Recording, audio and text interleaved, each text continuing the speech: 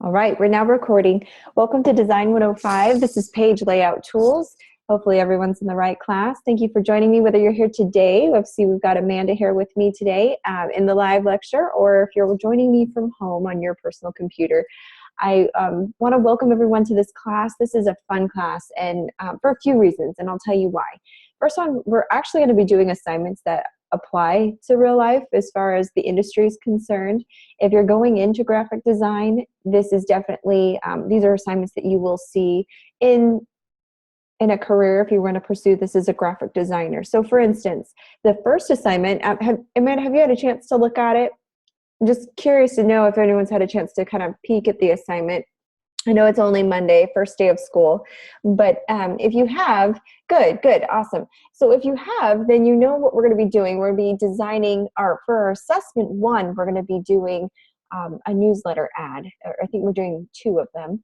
And so this gives you all the chance to be able to try your hand at some ad design. Now, usually ad designs are usually done in Illustrator, sometimes in Photoshop, but InDesign is it's more of a multi-page layout tool or software that's really good for doing things with multiple pages, like books and magazines and flyers, brochures, things like that, things that require multiple pages. Not that you can't do ad design in InDesign, but it does lack a few of the tools that you usually would want to use. Illustrator is, I don't know if you are familiar with Illustrator at all.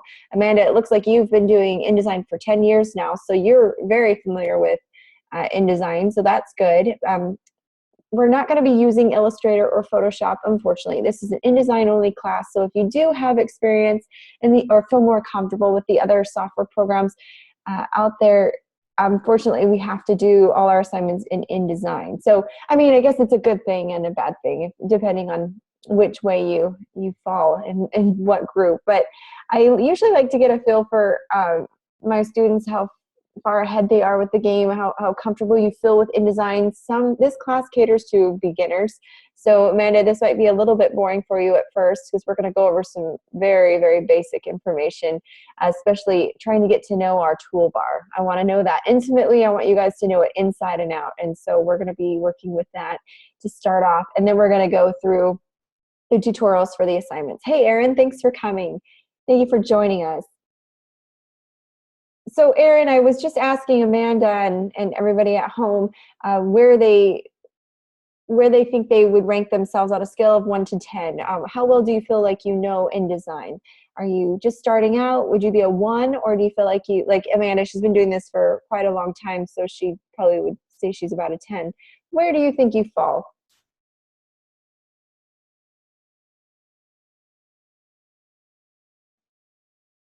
It's always so interesting to see my students that there's sometimes a very wide range. Sometimes I get a class where it's all beginners, but then then I'll have classes where you get some students who are very familiar with InDesign. So I kind of have to stick to the beginner side, but if we have enough people who are more advanced in InDesign, then we can start doing some more advanced demos. Okay, so you're vaguely familiar with it. Okay, well, a good 4 is a good strong number, and that's okay. Like I said, this is a beginner's course, so we're just going to be going over the basics, the fundamentals.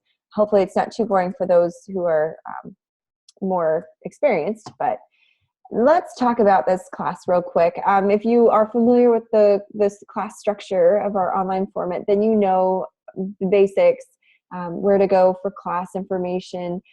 Where to go to get some help. But there are a few ways to get a good grade in my class. I try to help you out as much as possible. I want your class time to be worthwhile. So the first thing I do is I go over all of the assignment tutorials, because they are quite lengthy, and usually I stop and answer questions. Sometimes we don't get through the entire tutorial, but if anything, I get you started on it and I'm able to walk you through a good portion of how to do that week's assignments. Second, for my open lab, which is tomorrow. So Mondays are the lectures, 7:30 to 9:30 Mountain Standard Time. And Tuesdays are my open lab times, where it's just kind of come and go as you wish. There's no structured class, there's no lecture, so you're not missing anything if you don't come. However, I really encourage students to come because it's kind of like the one-on-one, I need help. It's a tutoring session if you want it to be.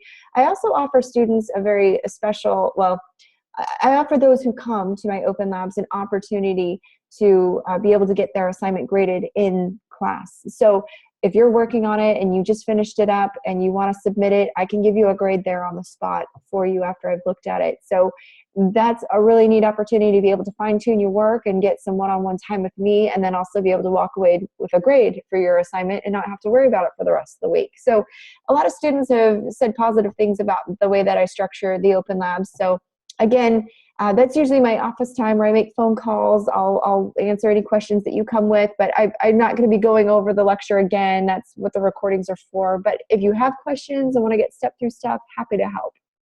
Yeah, and also if you're not able to make my open lab, don't worry. All the instructors, whether they're teaching Design 105 or another class, they are tutors. So my class, my open lab is open to other students from other classes as well. So all the instructors kind of pulled together their schedule, and they offer open labs several times throughout the day on different days of the week. So just because you don't have, say, oh gosh, who said Lisa Hammerstein for your Design 105 class, doesn't mean you can't go to her open lab and ask her questions about the assignment. So these are open labs. These are basically open to one-on-one tutoring sessions if you want, or just an opportunity to come. I've had students come to my open labs, not say a word, not ask a question, just that was their work time where they could just schedule it in. I'm in class, I'm doing my assignment, and then they'd go. So it's just whatever you want to get out of it, but it is there for you to help. And so if you're not able to make my Tuesday session, again, I'll be posting an open lab schedule for you guys as soon as I get that from the instructors, and it kind of opens up tons of windows for, different times and different days, and opportunities to go get help. So there's that. And then also, I wanted to talk about this, the Student Success Center. Have you guys been there before, Amanda, Aaron? Have you guys used the Student Success Center? What are your thoughts on it?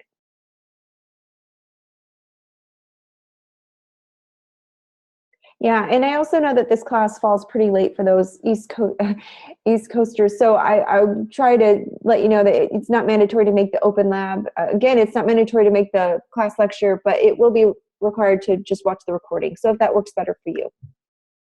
Okay.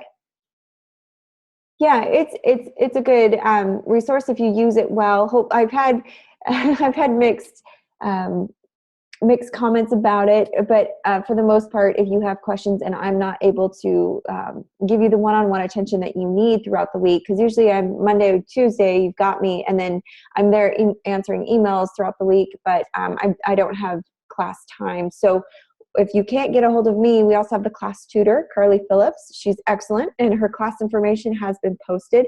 I'm sorry, her tutoring information, contact information, her schedule, and how to get a hold of her, so you can set up something if you need some more one-on-one time. But also what's cool about the Student Success Center is that they're open, and you don't have to have an appointment. You can just go in, pop in when you need, and I believe they're open on Saturdays too. So if Saturdays are the only times you can get to them, that's great as well. So check them out. I'll show you how to navigate in just a minute. I wanted to talk about this 5 ways to get a good grade. Really, it's simple. Just stay up to date with the announcements. I'll be posting frequently, and my posts are pretty informative. So if there's a change in anything, that's where I'll go. I'm not going to email everyone. I'm going to go to the announcements. If I have a cool video to show you, or maybe a demo that I want you to see, that's where I'll post it. So anything that's important or of note, that's where it's going to go. Also, participate in each discussion. This is a really easy way to get some points in this class. Assignments are tricky, and sometimes we don't always do well on the assignment. So if you want to keep your grade up, participate in the discussions. I've had students who aced all their assignments and then were very hit and miss with the discussions, and it really hurt their grade. So just make sure you're staying up to date with that. And then by Wednesday, you need to have your first post in, okay? Your initial post. So just make sure that you do that before Wednesday, and then complete the assignments and turn them in on time. I know it's easier said than done with schedules and life and family and work and everything else that you guys are involved in. So I get it. I've been there. So I wanted to let you know that we offer a late policy. So if you don't have time to get your assignment in, it's not the end of the world. You can turn an assignment in up to a week late. So that's the good news there. You get deducted about 20%, but it's a whole lot better than getting a 0 for your assignment. So, and 20% is not that much. So if you need that extra time, you have that extra time. Now, I do not accept late work on discussions. So I don't accept the late posts or late discussions. And here's why. That's how I keep attendance in the class. So if you're not present that week to participate, then there's no way for you to make it up. You just simply weren't there, just like you wouldn't have been at class. So that's kind of how I keep attendance. That's the course policy. So just make sure you're aware of that. I do accept late assignments, just not late discussion posts. So please be aware of that. And then check daily points. Do them daily. If you do more than 4, then you get extra credit. I think up to 15 points extra credit or something like that. So though I don't offer extra credit on assignments, you just keep up on the daily checkpoints and you'll be able to get extra points that way. So, and then also watch the live lectures, whether you can attend or watch the recordings. They'll always be posted the following morning. So because the video is so long and it takes forever to upload and convert and all that wonderful stuff, it takes me a while. So I'm busy in the late hours trying to get it up. So just look for it in the morning. Don't freak out if it's not there. Give me until about noon the next day, and it should be up well before that. But at least if you don't see it by noon, then message me and let me know. All right. So are there any questions so far about the structure of the class? We feel comfortable? Okay. Yeah, and Amanda says that she's used the tutors before. And usually I find that there's kind of a stigma. I don't know about you guys, when you think, oh, I need a tutor, I need to go get tutoring. Like, it sometimes seems like a desperate cry for help, but it's really not. I've had A students who go use the tutoring center to go get more feedback on their assignment before turning it in, just ensuring them an A on their assignment because they're just continually trying to tweak and work on their work. So yeah, and Carly's awesome. I've worked with her before, and she's excellent. So we're all in good hands. So you've got multiple resources. So come the deadline, if you need help or you're totally lost and the recording just didn't do it for you, just make sure you use your resources. Okay, so let's talk about this. I usually like to reward those who come to class or watch it from home. So I'm going to share my screen. I'm going to stop this. Let's see if I can. I like to do the quizzes, though it's pretty simple. I still like to leave room so that we ensure that you're getting good grades. So I like to kind of have you guys walk me through the quizzes. So I'm the one that gets the wrong answers and not you when you're at home watching. And most of these questions tend to be about loans and financial aid and things like that. So that's why I don't mind doing this so much. If there is a question that says watch this video, I'll let you watch the video and we'll go from there.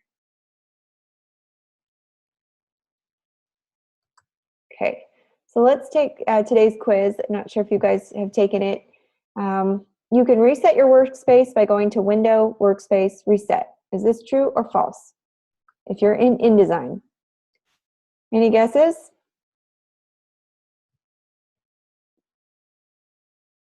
Okay, we see I've got trues. So we're gonna, that's correct, good job. Let's do the next one. This is tomorrow's. All right, this one's about grants. So how long can you receive the Pell Grant for if you qualify? So probably have to read this. Let's see, let me skim it.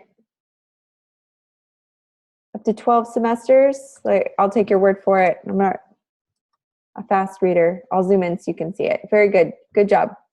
All right, let's try the next one.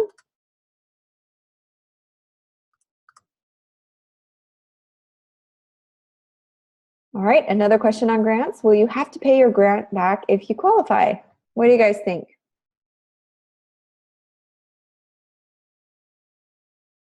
I think it's false. Yeah, no, I don't think you pay the grant back if you qualify. Good job. Okay, so let's do the next one. Look at you guys, you're gonna fly through these. Okay, there's a video to watch. The BR button takes you to what? What do you think it takes you to? The bridge, right? That would kind of make sense, right? You'll find that some of the shortcuts are kind of just abbreviations, but it's good to watch the video so you know what the bridge is. All right, one more, and then I'll let you do Saturday and Sunday. Again, another video to watch. The space bar does what? Temporarily activates the hand tool. Is that correct? True? Okay. Let's see. Very good. Good job, Amanda. All right. Good job, Erin. Thank you for your participation. So there you go. There's the week's quizzes, and then Saturday and Sunday is up to you. So let's talk about how to navigate the homepage real quick so there aren't any questions. This is where the recordings are going to be found. Click under live session here. This is also how you get to my class. If you click on the live session tab, those of you who are here have figured it out. You either click here for the live session link, or you just copy this this web address and put it in your browser, and it will take you. When I do post the recorded sessions, you'll find them under here, recorded sessions. So this is where you'll find them. I'll also post them in the announcements. So you should find the announcements up. I posted Carly Phillips' schedule right here. Here's her flyer. Okay, and let's see what other information. Oh, grading rubrics are up. So I want to show you under the assignments. This is very important. I put the grading rubrics up early so that there are no questions as to what's going to be required for the assignment. So let's do this one, for example, the Smoothie catalog. All right, here's the grading rubric. So just make sure you check everything off before you submit. And specifically, I get the school gets specific about submissions and how you submit in the files that are submitted. So for this assignment, the Smoothie catalog, you need to submit a PDF and a packaged InDesign file. Packaged is different than just zipping a file. I'll show you how to do that. Most of you should already know, like Amanda, you should probably be familiar with this. And then zipping your file. So make sure that you've done these three things. You can throw the PDF. Usually when you package an InDesign file, it converts it, makes a PDF anyways. So you don't have to worry about that. And then just zip that packaged file. So that's good. Just pay attention because the submission requirements vary from assignment to assignment. Anyways, that's where you'll find the rubric before you upload. Please be aware of that before you submit so you can get all the points that you deserve on this assignment. That's okay, Erin. I will definitely step you through it. And we're going to be going over exactly how to do this assignment. So without further ado, are there any questions? Packaging is one. I'll address that, Erin, before we end class. And okay, so most of it should be straightforward as far as the class is, the way it's structured and everything. My phone number and contact information is available under the syllabus. I am only available during certain hours. It's posted under the course information here. So just be aware of the time. Let's see, instructor contact info. This is where you can get a hold of me. Email is best because I can email you right away. I've always got access to email. However, my office hours are only for a short time. So please just be aware of that you're not calling at odd hours, because if I don't answer, it's because I'm not at my office. And let's see, I think that's about it. But email, I will always reply. So just shoot me an email and I'll try to get back to you as quickly as possible. All right, so let's go ahead and stop this screen share and move on to the next. I'm gonna go ahead and pull up my InDesign real quick.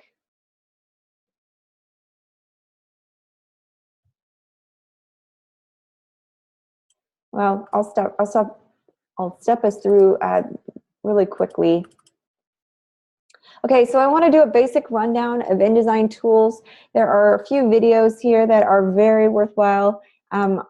I'll post this in the announcements if you want to check it out. Usually I spend some time in class going over them, but I really want to address the assignment before we might come back to this.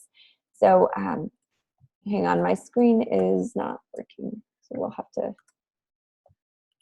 let's try this. There we go. All right.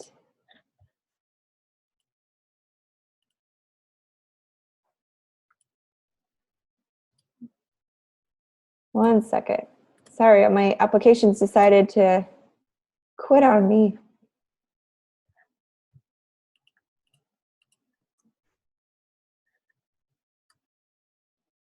Really hope I don't have to restart my computer. That would be a shame. Okay, there we go. Okay, so this is the first thing that I want you to get familiar with is the workspace that we're going to be working in with InDesign.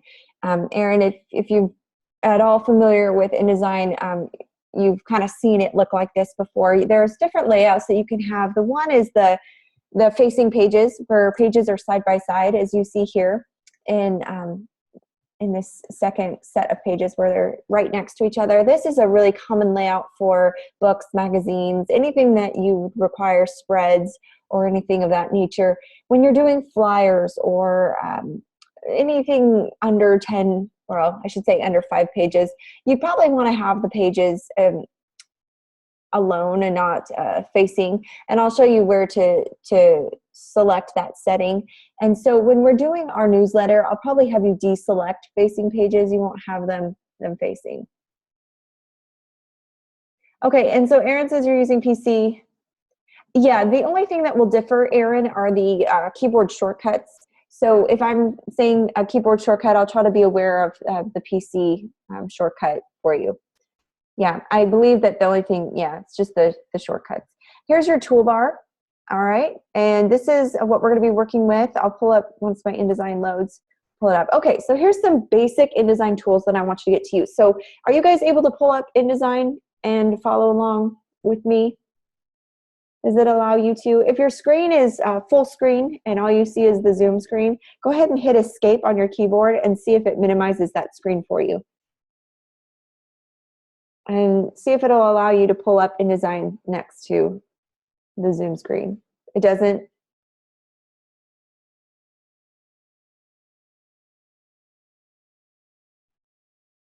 Not with Zoom. Okay, I know some students are able to. Sometimes they hit escape on their keyboard and it will minimize the Zoom screen. If it doesn't allow you to do that, then we'll probably just have to stop and start a few different things. Okay, so if no luck, we'll stick with the slides real quick and then we'll go hop into InDesign.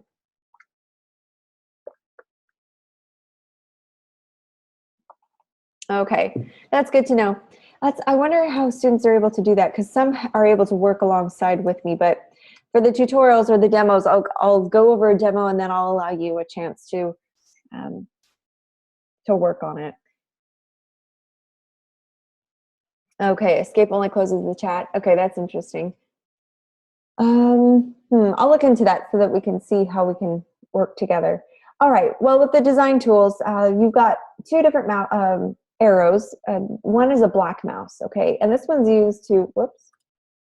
And this black mouse is used to select and move everything around. So this is gonna be kind of like your move tool. If you worked in Photoshop at all, this is what moves objects on the page, okay? It doesn't do anything other than just that. It will move things from one place to another. It's I think of it as kind of just like your hand. It's just kind of picking things up and putting them where they need to be.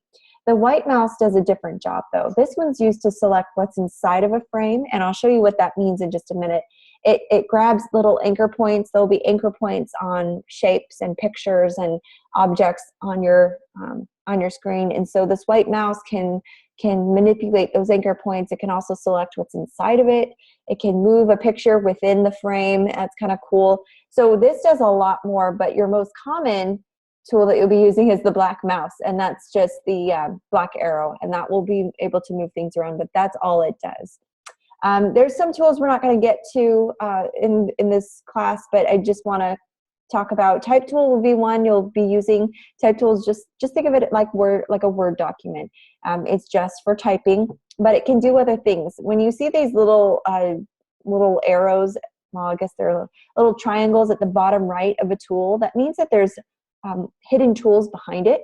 So if you click and hold on that tool, that particular tool, it opens up a few more options. And under the type tool, there's different ways to type on a path. So if you wanted to type an arch, or if you wanted to type around a circle or a square or whatever you wanted to do, it will. You can select another type tool that will allow you to do that. So there's different type tools within the type tool. It's used to create a text box, adding text to your document. So you got it to work by clicking off the chat. Okay, try. It still won't let you, Erin. Okay. Keep messing with it. If not, I know you're able to. Oh, but you're on a Mac. Okay, see, I am too. So I'm not sure if PC is different. That's okay, Erin. Don't worry. I'll make sure that we give you enough time to catch up with the demo. Okay, just listen intently, and then we'll go over the demo. All right. So then you've got your line tool that just draws a line. Add anchor point tool is right here. Pencil tool, rectangle frame. Rectangle frame is what we're going to use when you want to place a picture in your document. You can also place it in your rectangle tool, but the rectangle frame tool is kind of what marks the spot. If you've ever worked in the newspaper industry, they often use placeholders. They use the rectangle frame tool as a placeholder for the pictures that haven't yet been taken about the story that's already been written. It's kind of funny how they do that, but they'll use a placeholder, and that's where they'll just flow the picture in once they have it. So that's what it's used for. Rectangle tool is more of your shape tool. Again, under each one of these with the little bottom right triangle, they have other options to select. So you're not limited to just what you see on your toolbar. All right. Again, we'll go over all of these. Gradient tool, it just adds kind of a gradient color to your object. Eyedropper tool will grab a color or grab type or a setting. It allows you to match the color or the font to whatever you're using in something that you just want to copy. And your magnifying glass or your zoom allows you to go in and out of a page. And I've also memorized the keyboard shortcuts for that, so that the more keyboard shortcuts you memorize, the less time you spend going back and forth on your toolbar. But it is important to get to know these, and I'll go over those shortcuts with you soon. Another important tool that you'll be working with on the toolbar is this fill and stroke right here at the bottom, if you see that. The square with just the border, the black border, that is the stroke, and the fill is the one behind it, okay? It's the square that's filled in. This controls the color of your shape and the outline around your shape and the border of your shape. Now you can choose to turn one off and turn the other on, or have them both on or have them both off. This is where, if we're changing a color and a shape, or if we're creating an ad and we want to change the color of a font, this is where we're going to go, to the fill and stroke, okay?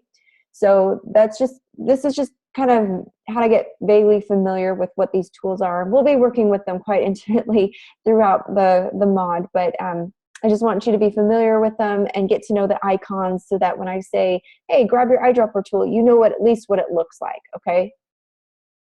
Are there any questions?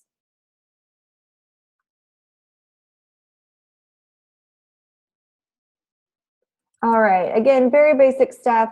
Within your type tool, I'll go over this again. This information is usually at the very top in small print at the top of your InDesign screen. So if you have InDesign up and you're able to look at it, this is when you select your type tool, it allows you to change the font, change the weight of your font. Do you want it light? Do you want it regular? Do you want it bold, heavy?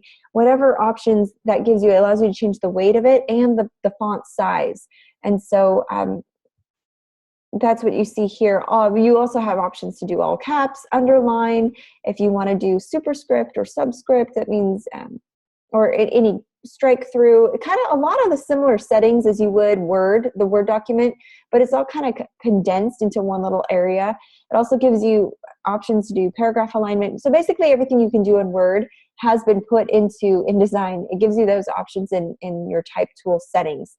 So just make sure that you're aware of this. Again, we'll be working with our ad designs, and I can show you where this is. Okay, so when you're drawing a line or a shape, it allows you to give a stroke thickness. So right here is our stroke or our line color. And this stroke fill, you can adjust the thickness of it. Do you want it 1 point, 2 points, 10 points? And then you can give it different, I guess, a different thickness or a design on here, so that there's some settings there that you want to be familiar with.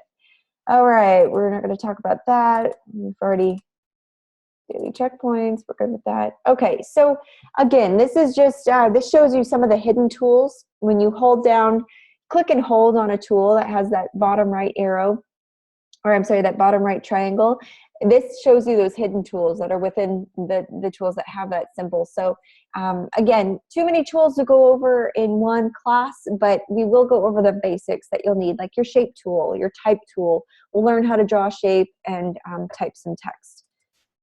Okay, so let's jump into our Smoothie catalog page. I'll give you guys a minute to, are you guys able to go to download the first assignment?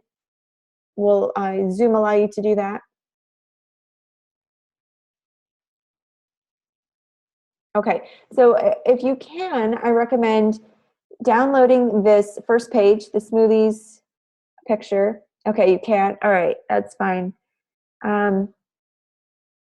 Okay, that's all right. We'll still work with it.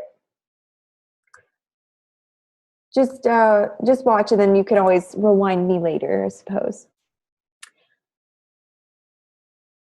Okay, so the good and the bad thing about this assignment, the good thing is it tells you exactly what you want it to look like.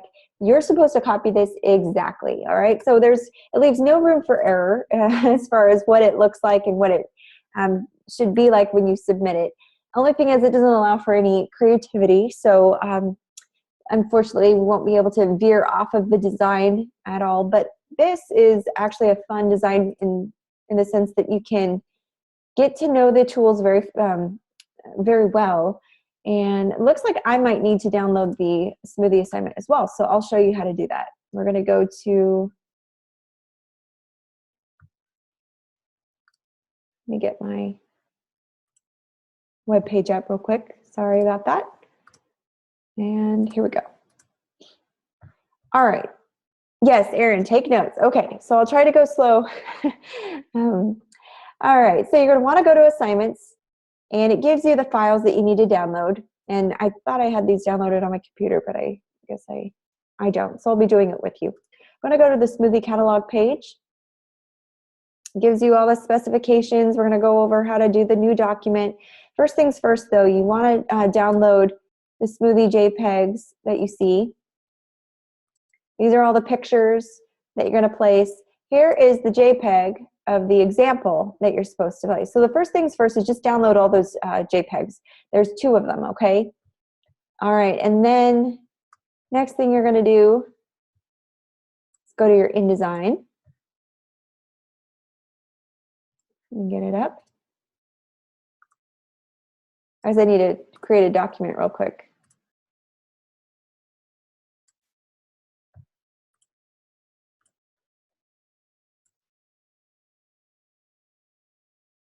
Give me just 1 second. It's slow to load.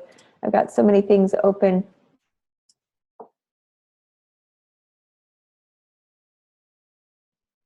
There we go. Okay. And there we are. Okay, so here we go. Can you guys see my InDesign screen okay? All right. So I'm going to close all the unnecessary dialog boxes that we're not going to need right off the bat. I'm going to grab my Smoothie page. Now, the way that you place the page, let me start off. Let's create a new document. So actually, I'm going to do a different setting on my screen. I'm going to do the desktop's share screen so you can see everything that I'm doing. There we go. All right. And I'm going to kind of minimize this chat box here so that you can see what I'm doing. Okay, we need to create a new document. So you go to File, New Document. All right. Or Command N for new, for the new dialog box to pop up. Number of pages, you only need 1. Deselect facing pages right here. We don't need that. And then you were given an 8.5 by 11 inch file size to create. So we are going to, right now mine is in picas. If yours looks anything like mine, some are in inches, some are in different increments of measurement, but for mine it's in picas. So what I need to do is, if yours looks like this, you're going to need to type in the actual dimensions, 8.5 inches by 11 inches. and then it will convert the picas for you, okay? If it's on letter, then it's a standard 8.5 by 11, so you won't need to worry about manually entering that in, but just so that you know. All right. Okay, yeah, sorry. So command and control are interchangeable. So control is the PC shortcut. I apologize. I keep forgetting you're on a PC. And the orientation that you're going to want is the portrait orientation. That's the vertical layout, as you see here. You also have the option to do a landscape, just like in Word, but it's not what we need for this assignment. So we're going to do portrait.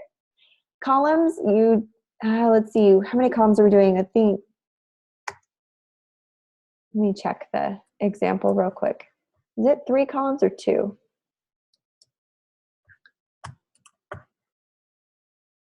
I'll do 2 columns. There we go. 2 columns. You don't have to worry about bleed right now. If you don't have those options, you can click this little arrow and that usually brings out the hidden ones. We're not going to worry about a bleed right now. And hit OK. If you want to preview what it looks like, just select this preview button and it'll help you. Okay, so that is what your new document settings should look like. Go to File, Place, or Control D to open up a dialog box that allows you to place any photos, pictures, objects, vectors, whatever it is that you want to place into your InDesign. And for me, I downloaded this, so I'm just going to go to my Smoothie Week 1 and place the example in my document. All right. To zoom out, it's Control-, or you can grab the magnifying glass and hold down your Alt Option button to zoom out, or you can zoom in. The plus sign means zoom in, minus sign means zoom out. I like using the Control- or Control+. That allows me to control it from my keyboard a lot easier than having to go grab the magnifying glass. One less tool that I have to go access. Once I have my Smoothie page placed, I'm going to go to, okay, right up here, if you can see, this allows me to adjust my opacity on my Smoothie picture. And by bringing it down to about 40 or 50%, whatever helps you, I like it very faint because faint enough that you can still see the text and still see the pictures, but not too dark where you mistake it for your own text and your own pictures. Okay, I've had students do that before. They were designing and they thought that the opacity was strong enough that they thought it was their own work behind it, and it kind of messed them up. So just kind of pick a good starting point. Anything in the 40s is good. And first things first is we're going to talk about layers, okay? Now this is a new concept if you haven't worked with Illustrator or Photoshop before. InDesign also has layers. If you don't have your layers dialog box, you can access all your same tools under the window drop-down menu, okay? It has your layers, your type, it gives you all these settings for some of the tools. And so it's all alphabetical, so that's pretty easy. And my layers, is that what I'm looking for? Yeah, layers is right here. So I'm going to close this out. This is what my layers dialog box looks like. All right, I'm going to stop here. Are there any questions? Do you want me to go back, do something over again? Are we good? I just want to make sure I don't get too far ahead before. Okay, all right. All right, so listen up. This is where it can get a little confusing for anyone who's just starting out with layers. Okay, layers dialog box is open. You access it by going to Window, clicking on Layers. Make sure that is checked. Once you have it open, there's a few things that I want to show you. This eyeball here, okay? This toggles visibility. If you click on it, it will hide that layer. If it's visible, that means you can see that layer. Just because you can't see it doesn't mean it's not there. So just because the eyeball is deselected, it's still there. It just hides it from your view, okay? You can name the layers. So this is my example layer. You can give it a name. You can also color coordinate. If you're OCD organizer like me, you can color coordinate your layers. You can also give it some settings like I want to show the layer, I want to lock the layer, I want to show the guides on the layer. You have a lot of options in your layer. I am too, Amanda. So this speaks my language. So so you want to give it a name. And right now we're not going to be working with lots of layers, maybe 5 layers, if that. But when you start working with Illustrator and especially Photoshop, you could have hundreds of layers. And so it's very important to get in the habit of working with them, labeling them, and keeping them organized, and knowing which one you're on. There's also a setting here on your layers dialog box that you can click, and it has this little lock symbol on it, okay? This means that you've locked the layer, which means when I have my black arrow or my black mouse and I try to move it or do something to it, if I'm trying to grab my type tool and try to draw on it, we'll say this is an active layer, it's hidden, or it's locked. So if you want to work on it, you have to unlock it. So be aware that this is good. Why would you want to lock a layer? Does anyone want to tell me why would you want to lock a layer? Any guesses? So you can't change it on accident, right? Or yeah, by mistake, absolutely. So exactly. So you guys are spot on. And also, the reason why you'd want to lock a layer like this, we'd want to lock our example layer, because when I create new layers and I'm moving things around, when I want to highlight something, I don't want that background layer to keep getting selected. I want to be able to move my objects around without it budging. I want it to stay put, because this is just an example layer that we're going to hide later. So when we're done designing, we're just going to hide it. So it's good to keep it locked so that you don't grab it on accident or move it and then or do something funny to a layer. So this one's just going to stay locked just for our own protection, okay? Layer 2 will be text. Layer 3 will be images or pictures, okay? And what's neat is when you give it a color, when you pull in a picture, so for instance, my layer is green for pictures. When you pull in anything on this layer, everything will be outlined in green. So I'll know, okay, this is my pictures layer. It'll also be an indicator to tell if you're on the right layer or on the wrong layer. And if you have a text box that's in green, you're like, oh, I put that on the wrong layer. That can easily be solved by cutting and pasting and just making sure that your layer is selected. So you'll know your layer is selected when it changes color. It's selected here. It's kind of like a blue right there. Now that one's selected. So just make sure you're aware of that. And it's a good habit. It is good to get in the habit of locking a layer when you're not working with it, okay? So when you've placed your text and you're like, okay, now I'm gonna place my pictures, make sure all the other layers are locked, okay? This prevents you from having to move it. But please don't worry when all of a sudden you go to your text layer and you're ready to do something to it and now you can't move or alter it or edit it. Don't freak out. It just means that you've locked it. You can unlock it easily, okay? All right, so that was just a really brief rundown. I know that might get a little confusing, but let me show you for an example. So let's click on our pictures layer. Amanda, if you have the ability to work alongside with me, go ahead and create your layers. And then we're going to go to File. Again, this is how we place any vectors, images, graphics, whatever we want to come into our document. You go to File, Place, and this is where I'm going to grab the pictures. I'll start with the first one. All right, there's 2 ways you can do this. You can either go to File, Place, and then work on resizing it this way. I don't like doing that because sometimes the photo can get skewed, but there's another way. We can go to our rectangle frame tool. It is found here in the middle of the toolbar. I'll move the toolbar over here so we can see it. Move this guy over. Right here. You see that guy? If you hold it down, there's different kinds of shapes of frame tools that you can have, and I just want the rectangle one. By clicking and holding as I drag the mouse, this will allow me to draw any size shape or square or rectangle that I want. You'll know it's a rectangle frame tool when you see this big X through the middle, okay? And notice how the outline, my anchor points, these little white squares at the ends of my photo, these are in green. This means that I'm on my pictures layer because this too is green. So this tells me I'm on the right layer before I do any work to it. All right, so now go to File, Place, and select your picture. You want the smoothie picture. All right, so it places it in there. Now, how do you get it to be resized? Well, with our move tool, we're going to go up here. There's a button called fill frame proportionately. Do you see it right up top here?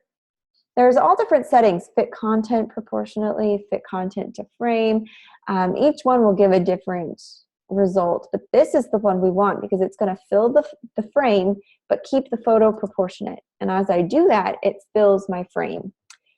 Another question I often get is, well, I've placed my photo, I filled my frame, but look how pixelated it is. How do I get that to be clear?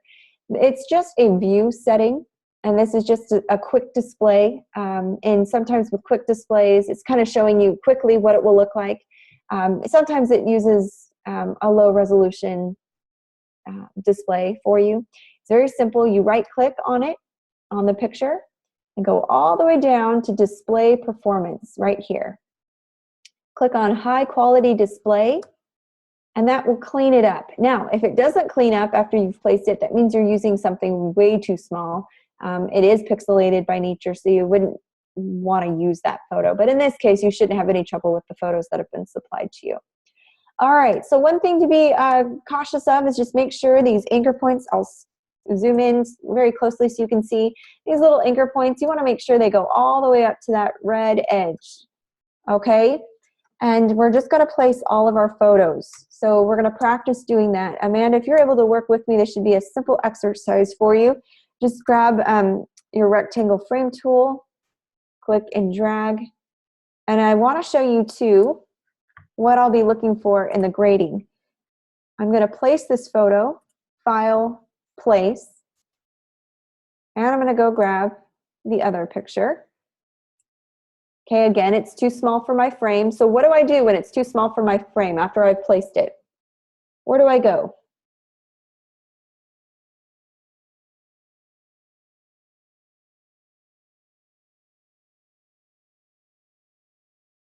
Exactly, fill frame proportionately, right up here at the very top. Okay, and that fills it in. Now what do I do when my photo is pixelated after I've clicked that button and it's filled? Yeah, you right click, go all the way down to display performance, and click on high quality display. That's right. And that cleans it up for me. So now I can see what this photo looks like. Here's what I'm going to be watching for. Okay, I'm going to zoom in extra close so you can see. I want to make sure that the corners of the photos are touching exactly. Okay, I don't want to see them off like that, if you can see that. I don't want to see them barely not touching. I want to make sure the corners are touching exactly, okay? All right. Yeah, Amanda says she usually does that at the very end, just kind of doing the high quality display. It's really up to the designer. For me, it bugs me, so I just want to see exactly what I'm doing and what it's supposed to look like. So I do it as I work, but again, it's just preference, and it comes down to that as you're working. So whatever works for you, it makes it easy for you. So, all right, so now I'm going to draw one more frame, rectangle frame. And I'm trying to keep the same size. I'm not going over the size. I'm trying to keep it exactly the same as they have it. So file, place will help me place my image. We'll do this a third time. And we'll pick that smoothie picture and then go to fill frame proportionately. And there you have it. So now I right click, display performance, high quality display, makes it nice and clear for me. I can see it. Okay, now the last thing that we need to do on our pictures layer is to create a red stroke. If you'll notice, there's a red stroke at the end of these, around these pictures. Do you have to embed the photos? What do you mean by embed the photos? Like when you submit your file?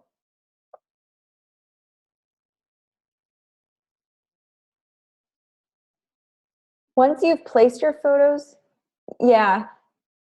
Yeah, exactly. That's a good question, Erin. You won't need to do any extra steps with the photos once you've placed them.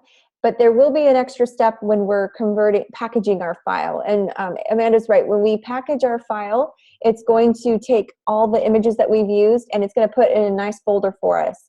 So, so we don't have to worry about an extra step once we place the photos. It'll just be all in the packaging process. So that's a great question, and I know you've asked that earlier, and I'm going to get to that, I promise.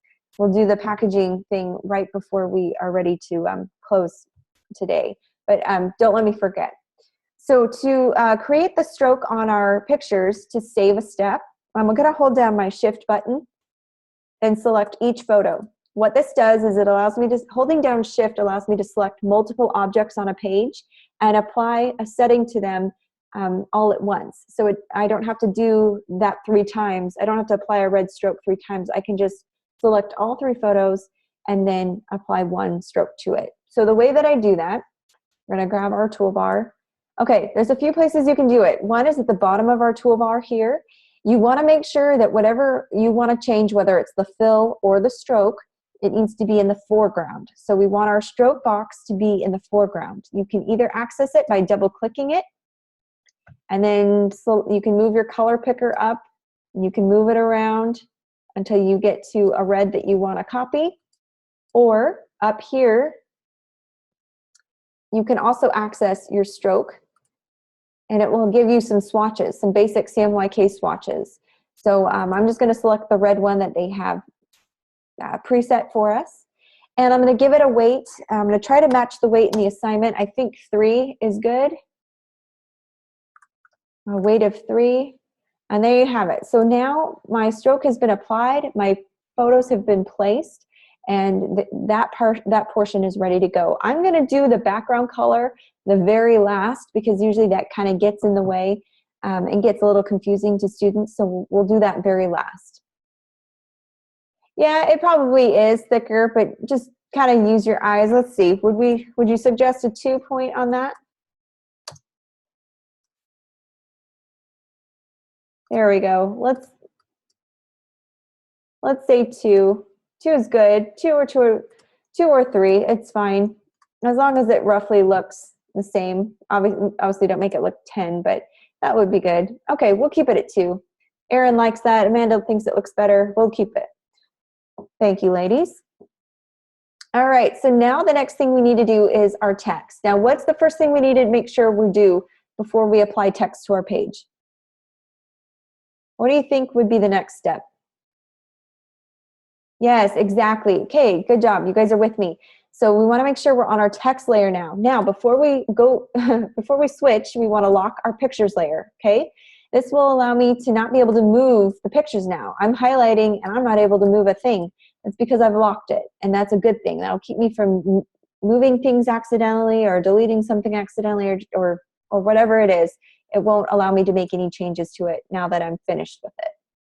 All right, yep, lock the pictures layer. So now we're on the text layer, and we're gonna grab the type tool, and this is where we're gonna kind of try to match text. Now it gave you 2 fonts to use, and let me go back and see. I think it was Times New Roman. Let's see, what fonts do they want us to use? You guys remember?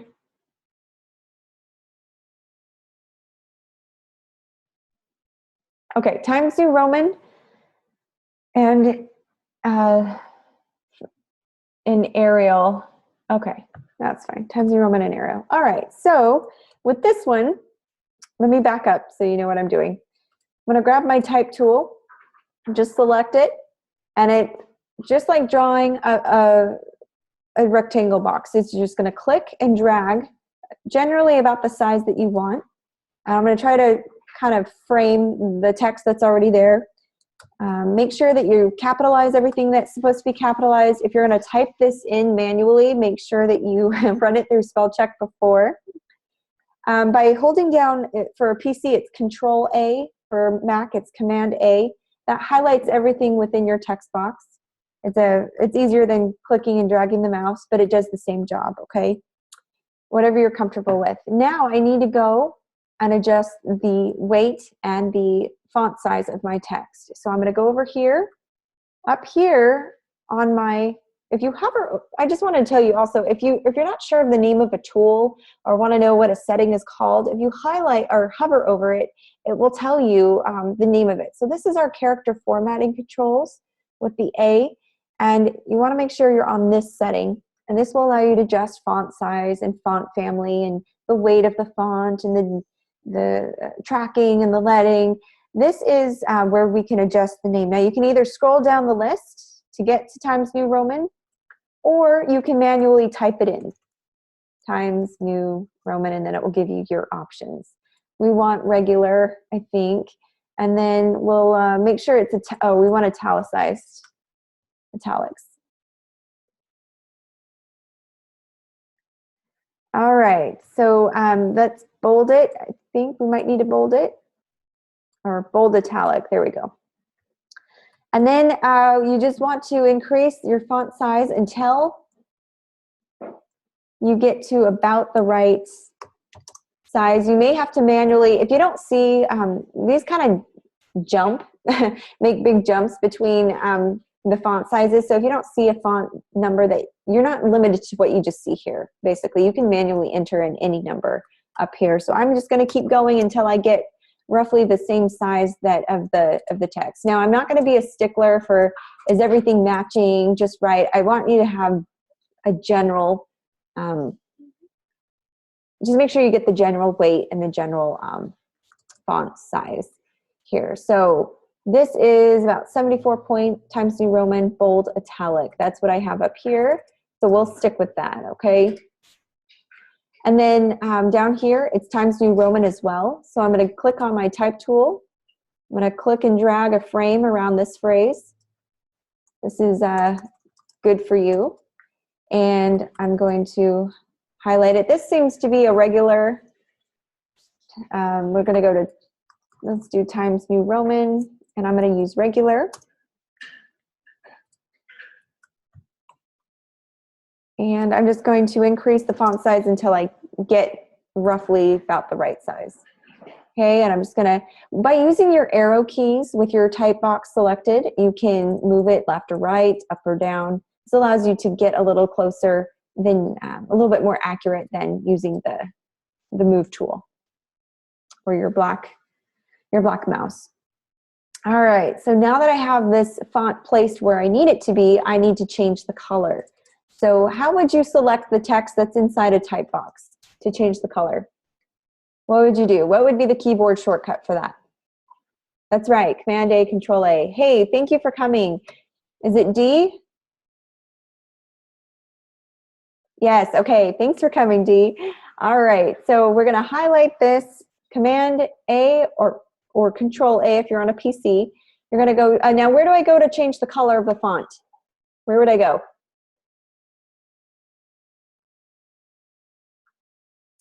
Yep, the fill. And the fill is located where? There's two places. First place is here on the type tool. So I'm just going to double click this, and you can make sure it's white by making sure your CMYK values are all 0. All right. Another place you can do it is by clicking up here and selecting your paper swatch. Top box, yeah, it's in the top box, or you can double click on your toolbar. All right, there's two different places you can access it. Once that's placed, I'm going to go ahead and grab my type tool. So are you kind of getting the idea here of how it's supposed to be formatted? Again, I want to stay pretty clear here. And this is where I'm going to go grab the type that has been provided to me on the website. They give you the copy for the page, so you do not need to type this in. All right, so I'm going to go copy that. I'm going to draw another type box. I'm going to go get the font for that, Smoothie Plus. Yep, you definitely want to make sure the hyphenation's turned off. We'll do that at the very end after we formatted it. All right, so now here's where we have to match. This gets a little tricky to be able to match what's behind it.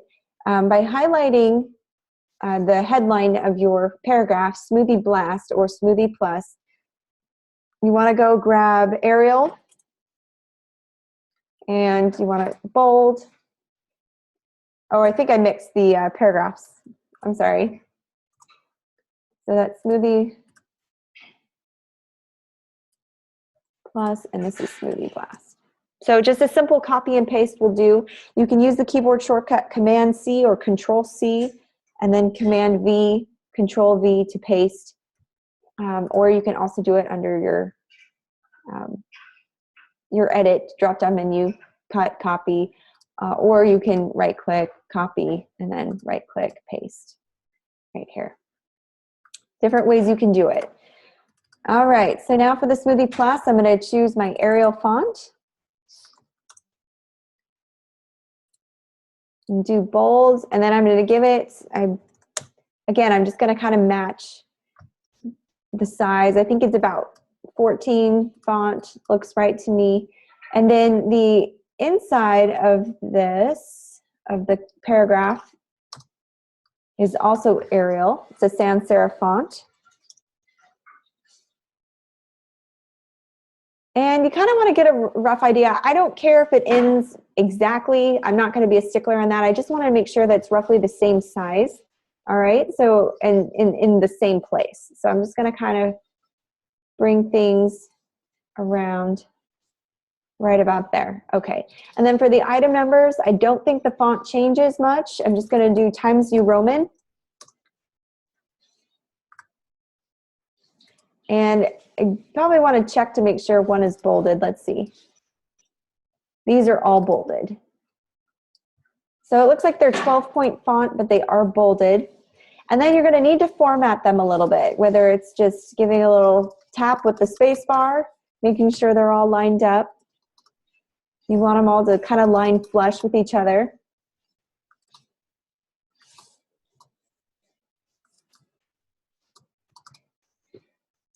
All right.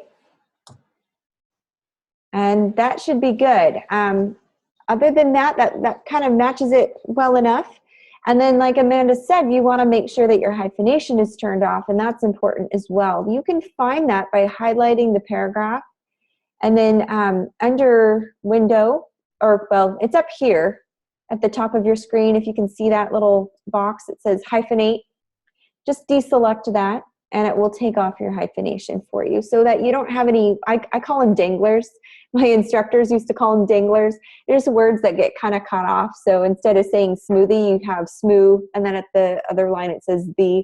So we don't like danglers. We don't like chopping off words. We just want it to read very continuous. So you want to just have it read all the way through. So we take off the hyphenation. All right, and then you shouldn't need to use any paragraph leading or tracking for this assignment, just so you know. I mean, if you want to be a real stickler, you could. I just want to make sure that you understand just kind of how to eyeball something. And for instance, I didn't use any leading or tracking on this, and it's pretty close. It's close enough.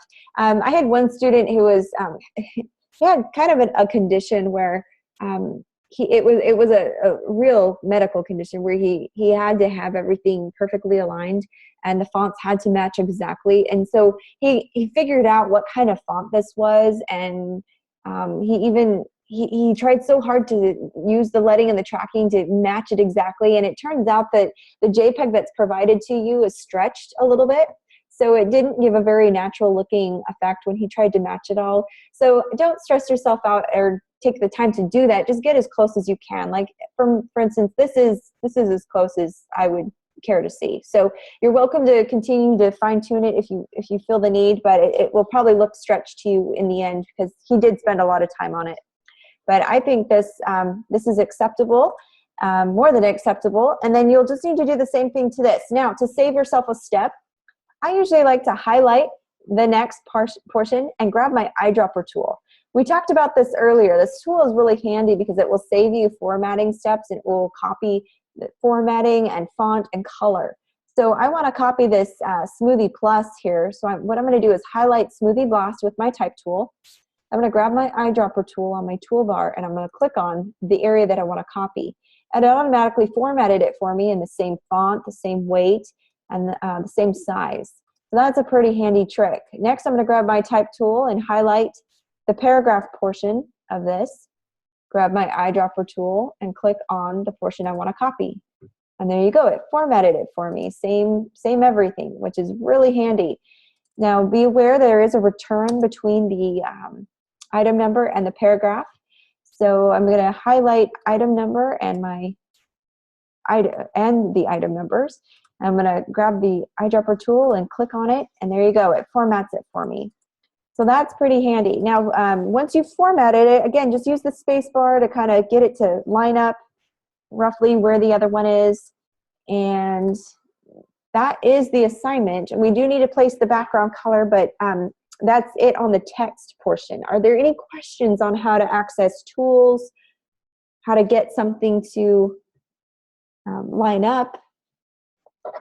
Another thing, even though this doesn't have any hyphenated words, it is good to get in the habit of deselecting your hyphenate box. So once you've selected it on this layer, it should apply it to all the others, but just double check it.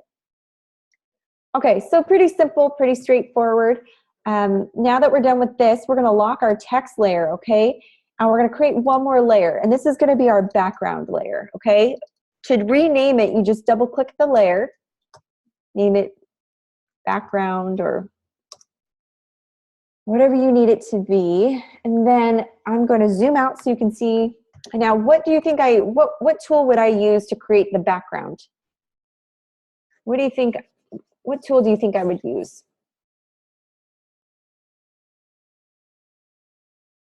Yeah, the rectangle tool. Excellent. So I'd grab the rectangle tool. I'm going to draw a box. Try to get as close to the corner as possible. And then you'll see my anchor points kind of line up exactly with what I need to do. So I'm going to, now the assignment gives us a very specific CMYK value. So we're going to go here and we're going to make sure we match this value. I'm going to just copy this so I can have it on my InDesign. I'm just going to paste it right here so I can see it. There we go. So I've got my values. And the way that I'm going to get my color is I'm going to select my background layer. And I'm going to go to my fill. Double click on that fill box. Not to be confused with the stroke, but the fill box. And I'm going to go over here to the CMYK side, here on the right side, right here. And I'm going to enter in those exact values. So 15 goes under the C, the M has 20, Y has 80, and the black has 0. And then once you double check the values, hit OK. And there you have it. You've got your background color. Now another question might be, okay, well, where did my text layer go? And how do I get to see it? You view the layers, and you kind of want the layers in order of the way that you'll see them. So I'll move my background layer behind my text and behind my pictures so that all you see is what I've created. The last step you'll need to do is close your example layer. By doing that, when you close your example layer, it'll kind of reveal your true layout. So this will help you see if you have everything placed correctly. The example layer is helpful to use when you're laying out, and I do the background layer the very last so that you can see behind it and get everything placed. And then just remember, you need your background layer behind your pictures and your text. Hide your example layer. You don't need that. It's still there, but we're just toggling the visibility, making sure it's hidden. All right, so are there any questions about how to apply your background color?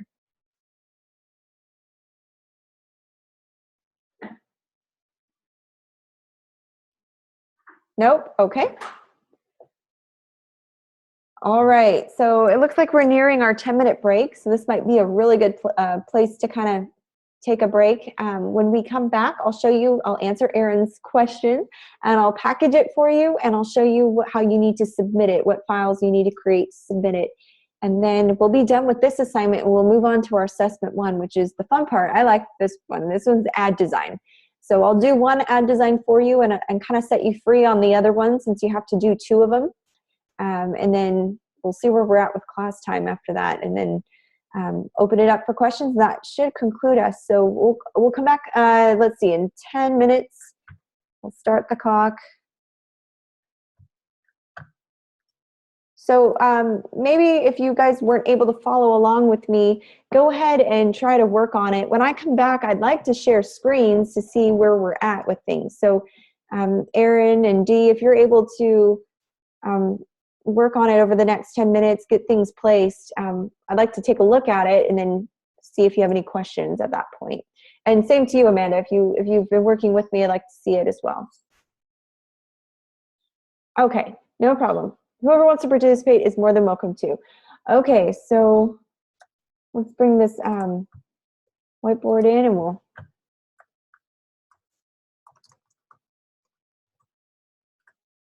take our break. Thanks, guys.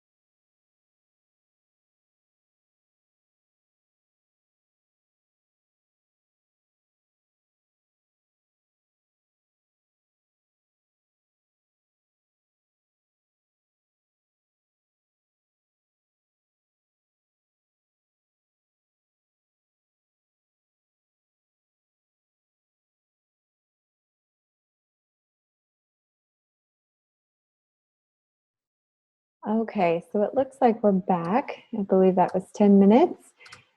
And let's finish up with our class time. So what I'm going to do is pull up the desktop one more time. Here we go.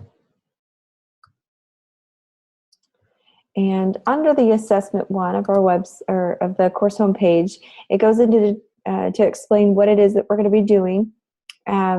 It also gives us the newsletter ad JPEGs that we can copy. So go ahead and download those to your computer. Just click on them. It gives us very specific dimensions, so I will show you how to do this. And then, oh, before we jump into assessment, I almost forgot Erin's question. Yes. Okay, so what we're going to do is package this file. So now that you're done with the Smoothie page, what you need to do is package it. So if you go to File, all the way here at the bottom where it says Package, click on Package. And then here it gives you a summary. This is what you want to look for. Are there any links or images missing? If it says that none can be found, then you'll need to go and fix those. But since we're only working with 3 pictures, they should all be placed in working. You just want to make sure there's no problems. It'll give you an RGB usage color notification. We're not printing this, so it doesn't matter. Go ahead and hit Package. Needs to be saved. Yes, I'll save it. Then it's going to ask you to give it a name. I'm going to type DES 105. I'm going to just save it to my desktop. Hit save. Now, please be aware that I believe it asks you to save it very specifically. DES, first, last name, assignment 1. Just make sure you check that on the grading rubric before you submit. Here's printing instructions. There will be a separate text piece of, I guess, a separate text file that will be in there. If you were sending this to the printer, this would be a good place. If you were a company, you could put your contact information, your company name, who this is for, how they can contact you. In this case, it's not necessary. I just give it the name that I named my file. Again, this isn't something that we need for the class, but then it will give you, ask you what you want to name your folder. Or again, I'm just keeping the name the same, and I will hit, and then it'll ask you what size, what kind of PDF you want created. I definitely want high quality print for if I was printing something. In this case, you can do smallest file size, and that will suffice. And you can hit Package, and once you package, it'll ask you about copyright with your fonts and your pictures, and then hit OK. And then it goes and does its thing, and what it's doing is it's pulling all the fonts that we've used, it's pulling all the photos that we've used, and it's putting it in this nice little bundle for us on my desktop where I've saved it. And I'll show you what it looks like. We're going to close out of all these. And where did it go? Let's see.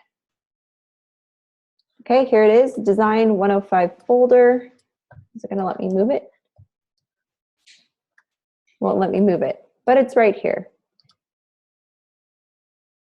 So I'm going to right click on it and click compress. Before I do that though, I usually like to open it to kind of see, make sure all the elements got put in there. I want to make sure my PDF is there. You'll know it's a package file when you open it up and you see all the document fonts that were used. This is pretty neat. And all the links. Now, why would someone need to package a file before submitting when you create something in InDesign? Can you tell me? What would be the purpose of doing this? Any guesses?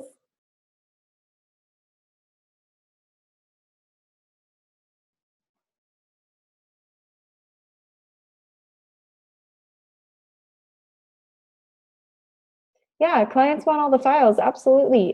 Your instructor wants all the files. What you see in InDesign here, say you just spent all this time laying out this beautiful assignment 1, all the pictures are placed, and then you upload the InDesign file. What do you think is going to happen when I open it on my computer? These pictures aren't going to be there because I don't have these pictures on my computer, hypothetically speaking. Because I downloaded them, I have them. But if I didn't download them on my computer, I wouldn't have these photos. So you could put any pictures or any special fonts that you're using that I may not have on my computer. Now, all our computers have Times New Roman or Arial. Those are pretty standard fonts. But if you're using Great Vibes, or you're using some really cool fancy font or some calligraphy or whatever it is that you're using, if I don't have that font downloaded on my computer, it's going to put in a placeholder text, and it's going to shift the layout of your font. It's going to adjust the size and the weight. It's going to be completely off of what you have created. Also with photographs, they're not they're either not visible or they're extremely pixelated, and I'm not able to get a good read on what the image is. So it's just so that I have the fonts and I have the pictures. Yeah. So I may not see it. I may not be able to see what you've placed. So that's why it's really important in InDesign. Now in Photoshop, it's a little bit different because you're more so embedding the pictures, so it's in there. But with InDesign, anything you create text-wise or with photos or graphics, you have to package it before you send it to someone. Whether you're sending it to me as an instructor, or you're sending it to a friend or to a printer, you've got to package it so that they have those fonts and they have access to those pictures.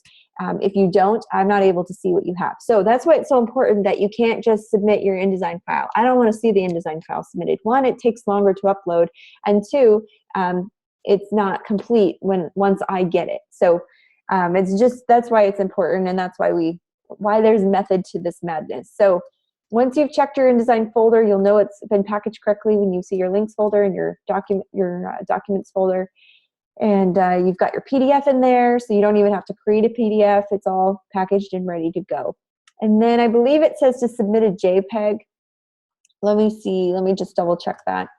On the grading rubric, it says print ready PDF. You've got that in the file.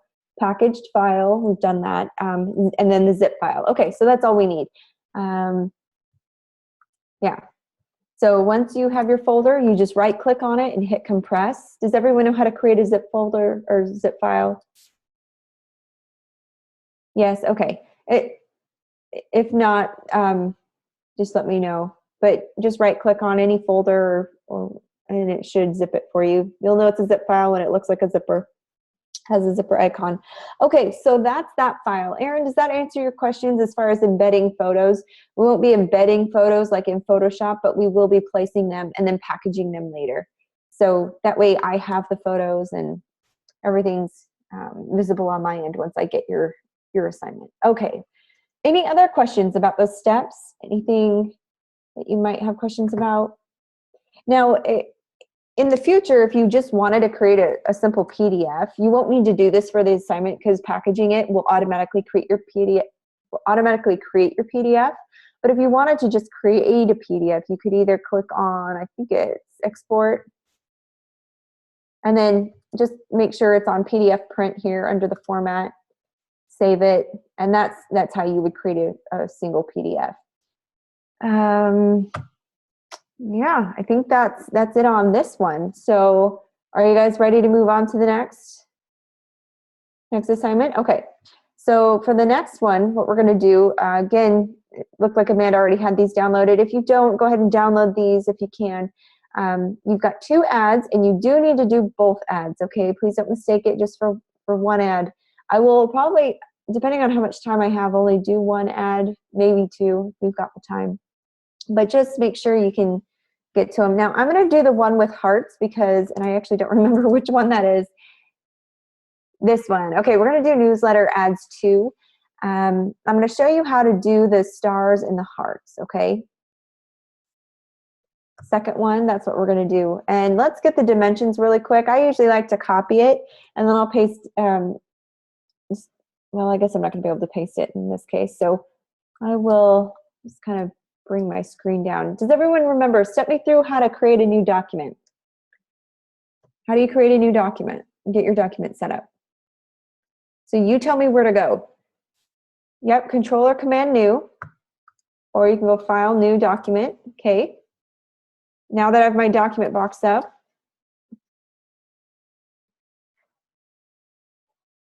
now what? Facing pages off, exactly. Thank you. What's next?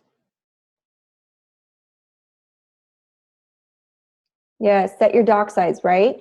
Okay, so now the width is 4.8, let's see, 4 point, 4.8125 inches.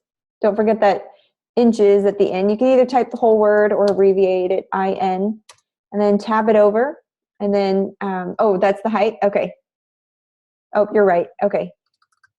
Let's do this. So 2.375 inches and 4.8125 inches.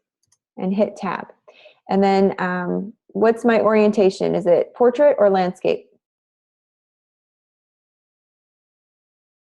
Portrait, right, good job. And then do I need columns, do you think? Are we using anything with columns? It doesn't appear that we will be, so we're not going to worry about columns. Right, exactly. So we're not going to need columns. In the newsletter assignment that you'll do in the next week or two, you're going to need columns, but in this case, we're just doing an ad design, so that's not necessary. They are helpful if you need to have a grid to work with, but otherwise, we're going to say no, we don't need it. And I think that's it. We don't need a bleeding slug for this one. It wasn't asked for, and we'll just hit OK. So you'll have a very vertical canvas to work on. And what I'm going to do, how do I place my my image to get my layer set up? How would I do that? You can either, if you're on a Mac, you can drag and drop, but I usually like doing it the old-fashioned way. Yep, file place, exactly. Thank you. Good job, Dee. All right, so file place. Go find where you saved it. I'm doing the second one. Let's see.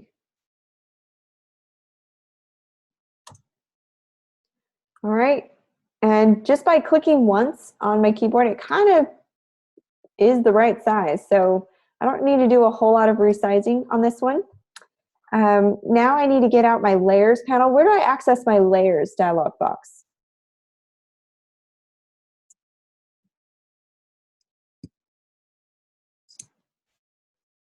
Yeah, exactly. The window drop down. Thank you.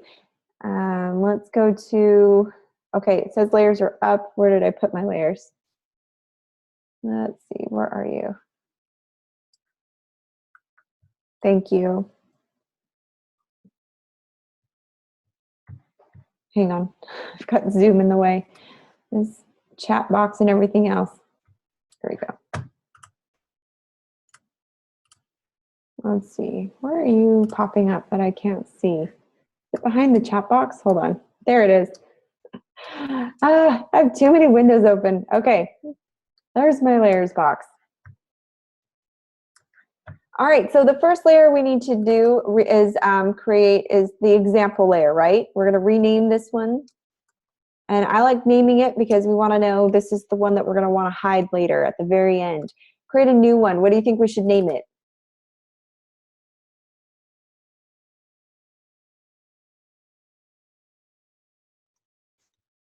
Text, right? Yeah, because we don't, and do we need an images layer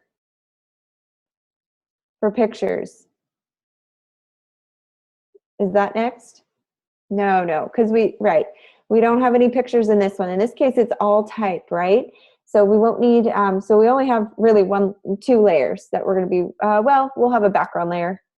We'll create a new one. We'll name this one background. Okay. And that one we want to move it behind the text. So it's kind of sandwiched in between text and example. All right, so what we're going to do is start off with the big text, or with the hearts. Now, you don't need to worry about drawing hearts. There is a way to do it in InDesign, but even the most seasoned designers, it can be hard to get pretty accurate. So we're going to mess with drawing it. In fact, the assignment does ask you to work with glyphs. And if you haven't heard of glyphs before, it's just kind of hidden characters within font families. So say Times New Roman, that's a pretty common font, right?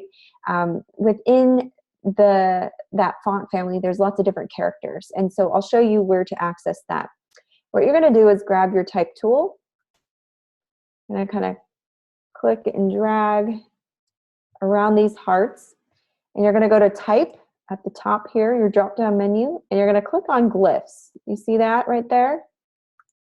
Click on glyphs. And it brings up all these different kind of characters. Now, depending on the font family, you may have 100 characters or 500 characters. It just depends on the font. But Times New Roman should work, and you can either use the drop-down menu to find it, or you can just type it in. And I usually like typing it in because it pulls it up automatically pretty quickly. Hit enter, and now you're automatically on the Times New Roman hidden characters. So these are just extra characters you can use, and as you can see, there's a ton of them. We're just going to scroll down until we start getting to the shapes. And you do need to scroll down quite far. But here you go. Here is the heart. Do you guys see that? So if you click on it or double click on it, if you double click on the heart, it'll automatically move up here to the top right or top left. You see that? And this is for recently used. So it's quick access if you want to place multiple times. So what I'm going to do is just kind of give it a space, click the heart again. You kind of have to double click it to get it placed. Space bar, double click, space bar, double click. Now I've got how many? 6. So space bar, double click. So now I've got 6 hearts in here, and I'm just going to adjust the size. And I've got it at about, oh, I don't know, 30 points. And what you can do is change the color on it just temporarily so you can see yours over theirs. Now, here's what you can do. This is one way. You can just keep adjusting the size without the space bar. Whoops.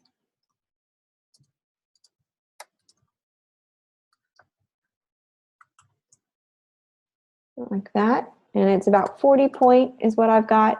I'm going to kind of line it up. And then once I have it lined up perfectly, I'll just highlight it again and change the color back to black. And you can do that up here under your swatches, okay? Yeah, so again, we're not going to be, and if you really wanted to, you could keep it a different color until you're ready to convert everything to black. But those are done. Now here's a way to save yourself some time. So we did the first row, but if you hold down your Alt Option button, click and drag, you can create a copy of that. All right. Or another way to copy it is copy, right click on it, and then you can paste it. And here's where you'll just line it up at the bottom. So you only technically need to do the top row once and you're done. Kind of line it up. You can use your smart guides to kind of make sure everything centers correctly. Up and down arrow keys work really well to get it lined up. So now you've got your rows already complete just because you copied what you already had set up. So that's a really good time saver there for you. Now we need to match the font. This is where it gets a little bit tricky.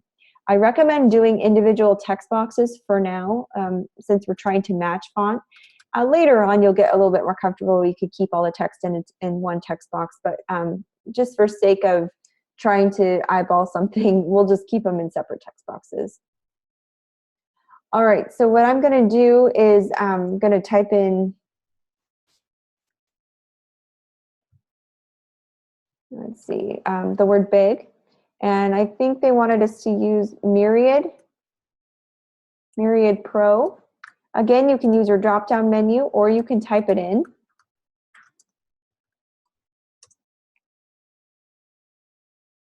And that's a sans serif font. And then there's all different kinds. I'm going to have to play around with, I think it's big or bold condensed. And again, you can just kind of resize the font and kind of match it up where you think it needs to go. It's not going to fit perfectly. And again, let me change this font color so that we can see.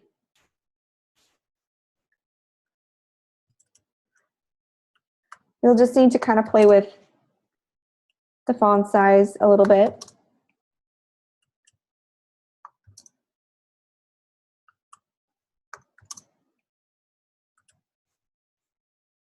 That looks about right. You could still mess with it if you wanted to. I'm going to keep it here. I've got 85 point on it.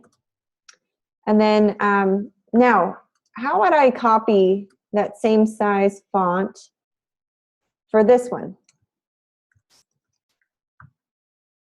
what would I need to do? What tool would I use if I want to copy the same formatting that I've got here? Yeah, exactly, the eyedropper tool. Very good. So I'm going to highlight the word sale, grab my eyedropper tool here at the bottom, and I'm going to just click on the area I want to copy, and it's going to automatically copy the color, the size, the format, the weight, all of that fun stuff. So I'm going to just kind of line it up, kind of where it will match the best.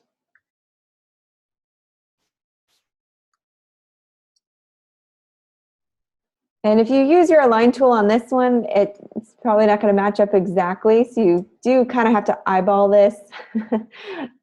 Kind of. Let's see if we can make it any bigger. 86 font. Does that do anything for us? There we go. Okay, and then the next, so again, it's just drawing your text, matching the font, the weight. This is all Myriad Pro, by the way, not to be confused with Minion Pro. Myriad Pro, and then I'm going to use bold. This might be bold condensed again, looks like. So it's a bold condensed is what we've got here.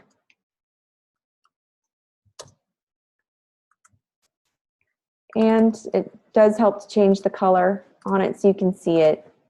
Oh, one thing I did, oh, you know what, I'm sorry. On your background layer, I forgot to adjust the opacity. I was wondering why it was so hard to see. This will keep you from having to change the color. I apologize. I forgot that step. I usually don't have to do that, so I don't think about it, but I do apologize. This will allow you to keep the color black, and you'll still be able to see what's behind it.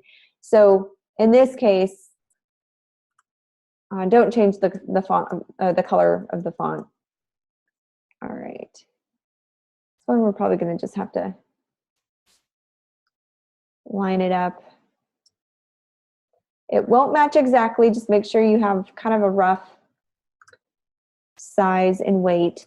And then I'll let you finish the rest. This is how we add the background. So we're going to, and it looks like I was on the wrong layer the whole time. So I'm going to copy all this, go to my text layer, paste it in place. There we go. All right, now with my background layer, I'm going to make sure it's selected. I'm going to grab my rectangle tool, same concept as the smoothie page.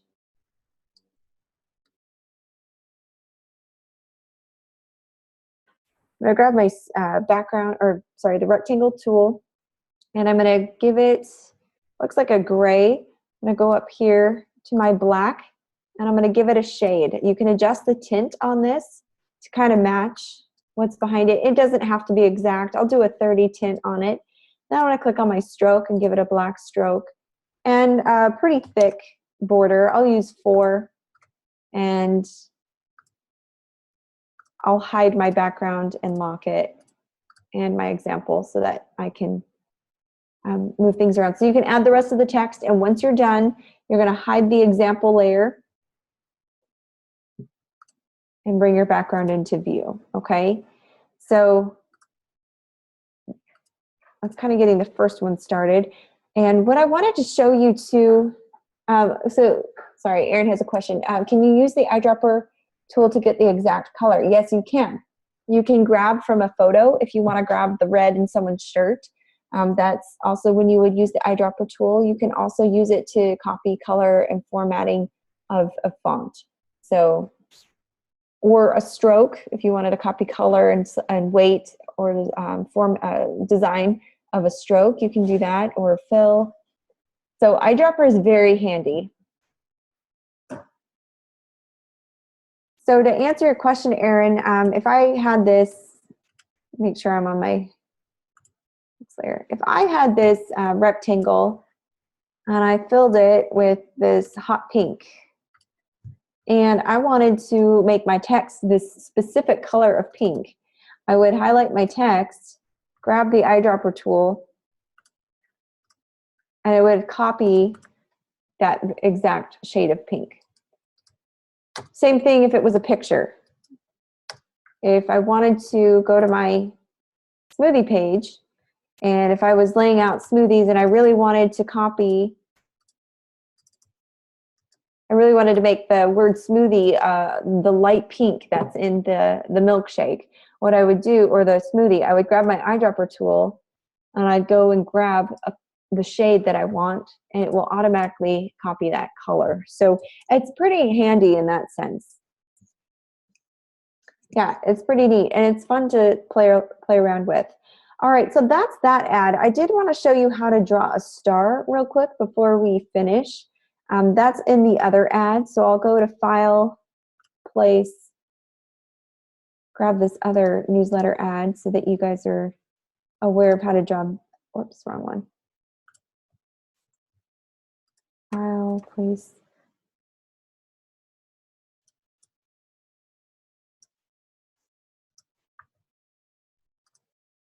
There we go. And we're going to do this one real quick. So I'm going to hide these ones. Oops. Might just have to create a whole new one.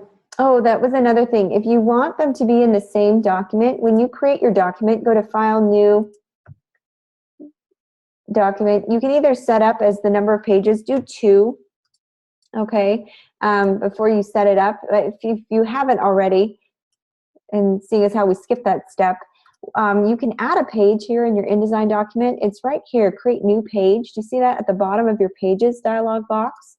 If you click that, that adds an extra page. So now you don't have to create 2 separate files for your assignment.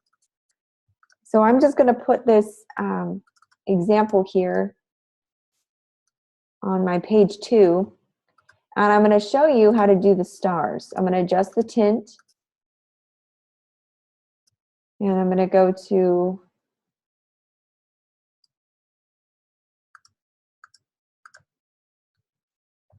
my example layer. I'm going to paste in place. There we go. Lock my example layer. Now to do a star, you're going to go over here to your hidden tools, and you're going to select polygon. You could probably find the star in your glyphs as well. I don't think Times New Roman has it.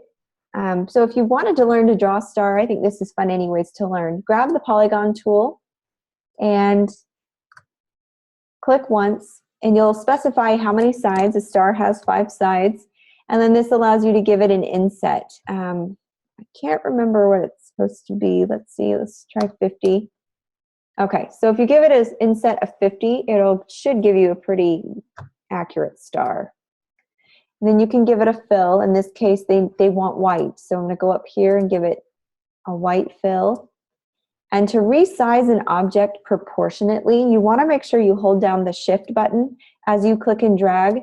You don't want to skew your object, and that means squishing it or making it too thin. It's just not proportionate. So we want to avoid that when we resize something. So you hold down Shift as you click and drag, either to make it bigger or to make it smaller. All right. And once you get it roughly the same size, you can kind of just use your arrow keys to align it.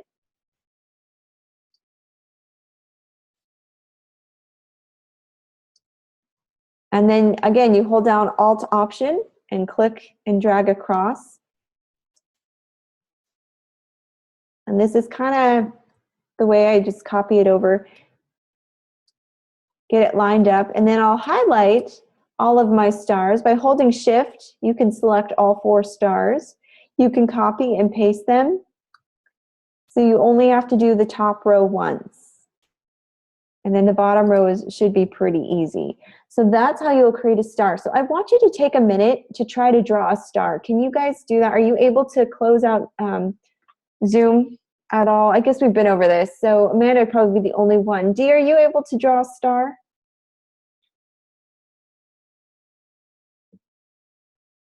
Okay, I want you to, you think you can? Okay, try to do it. And if you can share your screen, let me know. I'd like to see it. Maybe do a little demo to the class and just kind of show us how you do yours. Whoever would be willing to do that is more than welcome. So just take a minute and try to draw a star, because this is important to be able to get them lined up perfectly and then be able to copy them for the second row.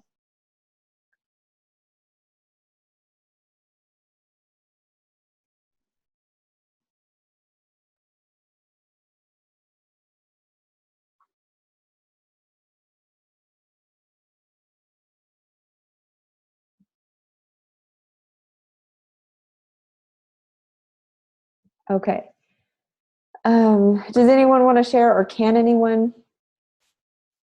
Looks like Amanda can't run them both, but is pretty confident in them. Okay. Well, we'll go ahead and move on then, since we're nearing the end of class time. We just wanted to show you real quick how to do this banner. Again, you would just need your rectangle tool. Erin, you got it? Do you want to share your screen? You want to try to share? Okay, so what I'll do is I'll stop my share. If you can click on share screen, do you see that icon there? Should be in the middle. You see, there you go. And then select your InDesign. Oh, perfect. Excellent. So show me real quick how you created it. Just step me through it. Yep, you go to your polygon tool. Click once on the canvas. Give it 5 sides and an inset of 50. Okay. And then there you go. Excellent. And then can you show me how you would copy a star? How would you copy it so you could have 5 in a row or 6 in a row, however many they had? She holds down Alt Option, that's right, and she clicks and drags to copy it. Also, you could hit Command or Control C, Control V, or Command V to paste. You could do it that way, but I find it easy to click and drag. Excellent job, Erin. Thank you so much for being willing to share. Good job. I'm glad you got to figure it out, got to be able to pull it up. Great job. Quick learner, too. All right, does anyone else want to share their screen? Usually I love doing this throughout class, but if some of you aren't able to do that, then it kind of throws a wrench in the works. All right, so we'll go ahead and move on. Let's see. Oh, to do the banner, we're going to grab our rectangle tool. Again, this is a lot like our background, where you'll have to give it a color. Again, you can find the red in the swatches right here. And then I usually hide it. So this layer would go on the background layer right there. And then you can hide the background layer, so you can put the text there. I did want to show you, so I just made this mistake actually. So say you're on your background layer and you start drawing, you start doing all this text.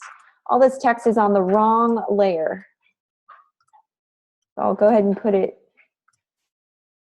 Okay, so say I drew all this text on my background layer, and true story, it just happened during the class. So, it does happen commonly, really often, and I also do it quite often. So if you want to make sure it's on the right layer, you select it all by holding down Shift, selecting the items that you want to put on the correct layer. So all this text needs to go on my text layer. I'm going to select my text layer. I'm going to cut the text, so Control X or Command X will cut it. And then I'm going to go to the correct layer that I want to put it on. Now, you could either paste it, but it will paste it in a weird place sometimes. Sometimes it will paste it over here. But if it does that, an option to do is to right-click, Paste in Place, and this will put it right in the same spot that you had it previously. So it saves you having to reposition objects and text boxes. So yeah, Paste in Place is really handy. This is helpful if you accidentally put something on the wrong layer like I did, and you can put it back where it needs to go and still maintain the integrity of the or of the items. So let's see. I think that's about all as far as what you need to know for this assignment. Let me just check the upload specifications. Okay, you need a print-ready PDF, packaged InDesign file, and you need it zipped. So same thing. So again, do I need to create a PDF first? How would I do this?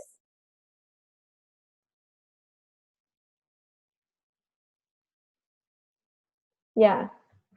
Yeah, I export PDF. However, I need to package it. And by packaging it, we'll already create a PDF, right? So I don't need to create a PDF manually. I can just go to File, Package. So that's right. And then I'll hit Package, hit Save, give it a name, hit Save, give it a name, hit Continue. And then right down here under Select PDF Preset, it's going to create a PDF automatically. So it saves me a step. I don't have to create a PDF and then package. I just need to package it. The PDF will be in that folder. So hit Package, hit OK, yes, everything's good. And then you'll find it on the desktop, and then let's see where it is. I didn't give it a real name. Okay, Untitled 3 here. By opening it, when you open your package folder, you've got that PDF in there. So the PDF's already there for you, okay? And then along with your fonts and everything else that you need, the links in that file. Right click to zip it, hit compress, and it should create that for you in this nice little file right here. All right, any other questions? So it seems like before you compress it, no, that's fine. You can just upload your zip file. It doesn't have to be, there's no specific order. If the PDF's in your folder, it's just fine. The directions are a little confusing that way, but as far as I can tell, and I'm the one that set the grading rubric, as long as you have your packaged file, if the PDF should be in there, and just upload the zip file. I'll know right away if it's packaged because I'll see your PDF in there and all the other links. And then zipping it just helps with the upload process, because if you package something and a ton of links and images and stuff like that, it's going to be a big file. So zipping it just kind of compresses it, makes it quicker. I did want to let you guys know, not sure if you're familiar with deadline day, but it seems that internet runs extremely slow because everybody and their dog is trying to upload their assignments on Saturday evening. So if you can have a chance to get your assignment in even in the morning on Saturday or the afternoon, just right before everyone's starting, internet has crashed before, people spins their wheels for about hours before they can get an assignment uploaded. Sometimes it can be very difficult. And then I get all these emails at the end of the day on Saturday saying, I can't get my assignment to upload, the internet's not working. Just give yourself a little bit more time if you can to kind of spare yourself the headache. Yeah, no, Amanda, it should be fine. And granted, when you're, if you have any other questions, you can come to the Open Lab. Okay, guys, so Open Lab is tomorrow. Come work on your assignment if you can. You can pop in and out however you want, or just have me look at it. I'm willing to look at I'd love to look at your assignment before you submit it. If you do happen to submit it while we're in class, then you can get a grade for it while we're in class. So I offer that option. Lots of students like that option, and then you're done for the week, and it's only Tuesday. So then you can focus on everything else that you've got going, right? Yes, Erin, it is the same time as lecture today. So that's 7:30 Mountain Standard Time, and it's a 2-hour Open Lab. So again, that's my tutoring hours, my office hours. I'll be on answering emails, making phone calls. I may even be calling you guys. So just that's kind of my office time. But you can come in and ask questions, and I'll be here, and you can just use it to work, whatever floats your boat. Yeah, hope to see you guys. I think it'll be beneficial if you can come, and then you can ask questions that way. But anyways, thanks for coming, guys. I really appreciate it. And then we'll see you guys tomorrow and next week for our next lecture. All right, email me if you have any questions. You can always do that. And go see the Student Success Center and also the class tutor if you need any help. Thanks, guys.